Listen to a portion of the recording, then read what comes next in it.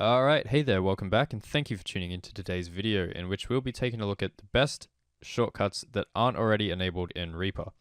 So for those of you who aren't aware, Reaper is possibly the most customizable DAW available, and I find that a lot of the issues that people have with the program are easily solved once they're made aware of this ability to create custom actions. So in order to go right ahead and do that, what we need to do is open up the action list here under actions, or you can use the shortcut question mark, and that will bring up this nice little window here.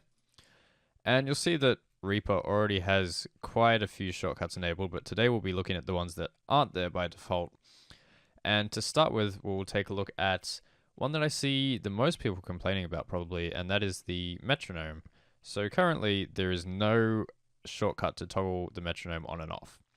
And in order to make this available for ourselves, what we'll need to do is come up to filter here and type in metronome, and you'll see this one here that says options toggle metronome. So in order to create a shortcut for this one, we'll need to come down here, click add, and then click whatever key you would like your shortcut to be under. So for me, I use the 0 on my number pad because it's a big wide 0 key, you can't miss it. But for you, you can choose whatever you like. Maybe you have a 10 keyless keyboard or something else, so you just have a better idea of where it should be. And it's really that easy. So hopefully some of you are now seeing the potential that Reaper has. I mean, we've just created one shortcut there, but we've got all these available to us, and in fact all of these can actually be combined to create multiple custom actions within one shortcut. So I'll give you an example of that right now. If we go back to metronome, I've created this custom action here called record metronome, and I've set this to a button on my MIDI controller so that when I press it, it firstly enables the metronome and then it starts recording. So in order to do this, you'll want to come down here to custom actions and click new, and then you'll want to search up here for the actions which you'll be combining into one shortcut. So firstly, you'll want enable metronome, which is here, and once you've found that, just drag it across. And then of course the next one will be to record, and you'll want transport record, just drag it across, make sure you have them in the correct order, and then go ahead and give it a name up here. So click OK, and then you'll want to find your new custom action. Here it is, and then just jump down here, and same as before, click add, and then click whatever key you would like your shortcut to be under. So boom, just like that, you've created your first custom action. Another one that I find really useful to do with the metronome again is to actually be able to control the volume of the metronome. So you'll want this one here that says set metronome volume, and again I've mapped this to a pot on my MIDI controller so that I can manipulate the volume of the metronome as I'm recording or as I'm playing what's on my screen. And it's just really useful because there's no other way to do this without this shortcut enabled. So hopefully you guys find that useful as well. Let's move away from the metronome now. And with this one, I'm not sure if this is a universal issue, but for me, when I'm scrolling in Reaper, I find it to be much slower than when I'm scrolling in any other program. So it's like the sensitivity is lower. And in order to combat this, what we need to do is create a new custom action again. And we want to search for mouse wheel. So I find that the sweet spot for me is having the scroll about 4 times as fast than it is by default. So what we want to do is click this one, which says modify the mouse wheel by 2 times, drag it in, and then drag it in once more. And after that, you'll also want to add in this scroll vertically here. So just like before, give it a name, click OK, and then just come down to add and scroll with your mouse wheel.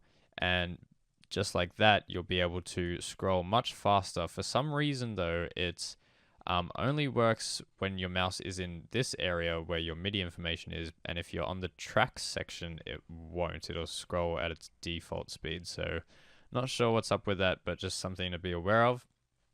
For the next one, we'll be looking at one that's going to be very useful to composers and producers who aren't always going to want to record in their music. Sometimes they want to draw it in using the MIDI edit window. And so usually to do this, you have to come up here, click insert, new MIDI item, and then you'll have to, you know, drag this out and open it up and fiddle with these, and it can be quite frustrating. So how I have mine set is that I can select a certain area of time and then use my shortcut Control Shift Alt M, and it'll bring up a MIDI window in that selected area of time for me. So for this one, again, jump back into the action list, just search insert MIDI, and you'll find this new insert new MIDI item. And for me, I have it under Control Alt Shift M because M for MIDI, you know, easy to remember, but again, you pick whatever you like.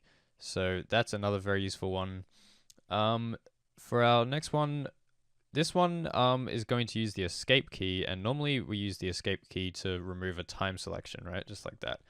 But how I like to have mine set is, if we take a look here in this one, it not only removes our time selection, but also unselects all tracks, items, and envelope points. And this one can come in handy, for example, if you have a shortcut that says, whatever track you currently have selected, apply X to this track, right?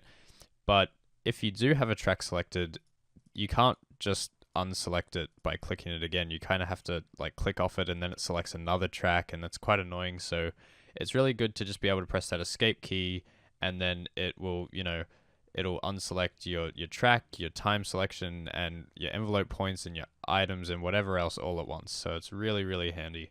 And then there's also this other one which I like to use called Clear All. It's a very simple one. It's just kind of, if you have something soloed and muted and whatever, I just click this button and then it instantly removes all of those. So it's quite similar to the escape key one, but I just have this binded to a little key on my MIDI controller. And for this one, all you need to do is make a custom action with unsolo all tracks and unmute all tracks. So very, very easy, but also very, very useful. And so I might actually wrap it up there, guys, for part one, because this video is starting to get a little bit long. And I'm sure with these tools at your disposal, most of you can go and find some cool custom actions for yourself. But I will also be having a part two, which will look at more shortcuts for automating and mixing and mastering and so on. So if that interests you, feel free to click the annotation above.